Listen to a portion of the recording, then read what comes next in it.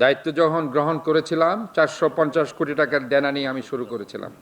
Depth service liability বকেয়া 144 কোটি টাকা সহ মোট দেনার পরিমাণ ছিল 596 কোটি টাকা, প্রায় 600 কোটি টাকার মতো।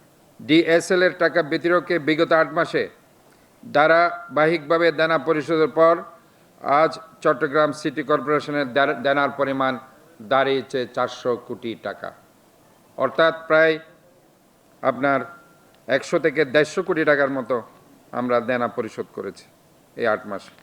বর্তমানে অর্থ বছরে উন্নয়ন সহায়তা বরাদ্দ খাতে 65 কোটি 76 লক্ষ টাকা, বিশ্ব ব্যাংকের কোভিড-19 খাতে প্রায় 60 কোটি টাকা পরিশোধ করা হয়েছে।